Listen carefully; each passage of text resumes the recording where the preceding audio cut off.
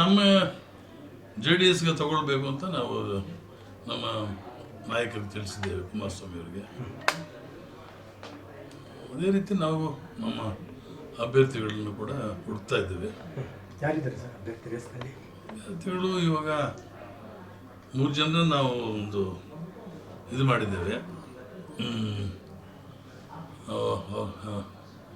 ನಮ್ಮ ಸಮೃದ್ಧಿ ಮಂಜುನಾಥ್, ಮಲ್ಲೇಶು ಮತ್ತು ನಮ್ಮ ದೇವನಹಳ್ಳಿ ಕ್ಯಾಂಡಿಡೇಟ್ ಆಗಿದ್ದರು ನಿಸರ್ಗ ನಾರಾಯಣ ಸ್ವಾಮಿ.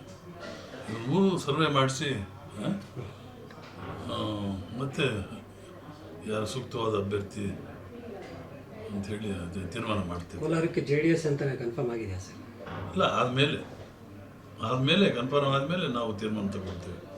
ಸಾಧ್ಯತೆ ಇದೆಯಾ ಸರ್? ಸಾಧ್ಯ ಇದೆ, ಯಾಕಂದರೆ ನಾವು ಈಗಾಗಲೇ 3 ಜನ MLAs ಇದ್ದೇವೆ ಅಲ್ಲಿ. ನಾನು, ನಮ್ಮ ಮಂಜುನಾಥ್ ಮತ್ತು ರವಿ ಚಿರ್ಲಘಟ್ಟ ಎಲ್ಲ ಕಡೆ ನಮ್ಮ ಕ್ಷೇತ್ರಗಳು ಬಲಿಷ್ಠವಾಗಿವೆ, ಸಮಸ್ಯೆ ಇಲ್ಲ.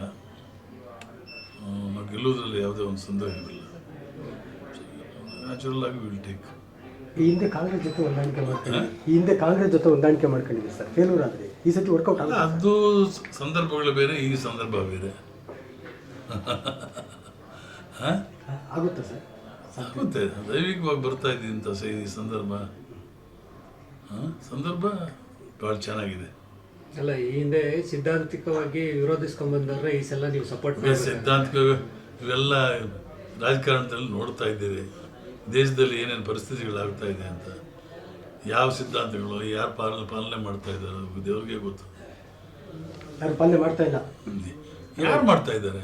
ಯಾರೂ ಇಲ್ಲ. ಯಾವ ಪಕ್ಷದವರು ಯಾವ ಸಿದ್ಧಾಂತಗಳ ಮೇಲೂ ನಂಬಿಕೆ ಇಲ್ಲ. ಸಂದರ್ಭಕ್ಕೆ ಅನುಗುಣವಾಗಿ ಹೋಗ್ತಾರೆ. ಅಲ್ಲ, ಇವಾಗ BJP ಕೂಡ ಸಿಟ್ಟಿಂಗ್ MP ಇರೋ ಅಂಥವ್ರು ಸರ್, ಬಿಟ್ಟು ಕೊಡ್ತಾರೆ ಅವರು? ಇಲ್ಲ, ಈ ಸಾರಿ ಭಾರತ ದೇಶದಲ್ಲೇ ವೇವ್ ಬೇರೆ ಇದೆ. BJP ಒಳ್ಳೆ ಅಲೆ ಇದೆ ಈ ಸಾರಿ. 100% ಕೂಡ ಹೆಚ್ಚಿನ ಒಂದು ಮೋರ್ ದೆನ್ 350-400 ಸೀಟ್ಸ್ ಹೊಡಿತಾರೆ. ನಮಗೂ ಈಗ 4 ಸೀಟ್ ತಗೋಬೇಕು ಅಂತ ಹೇಳಿದ್ದೇವೆ, ತಗೊಳ್ತಾರೆ. ಎಲ್ಲ ಸೀಟು ಗೆಲ್ಲಬೇಕು ಅಂತ ನಮ್ಮ ಪಕ್ಷದ ಒಂದು ಆಸೆ. ಕೋಲಾರ ಪರವಾಗಿದ್ದಾರೆ ಸರ್ ಕುಮಾರಣ್ಣ?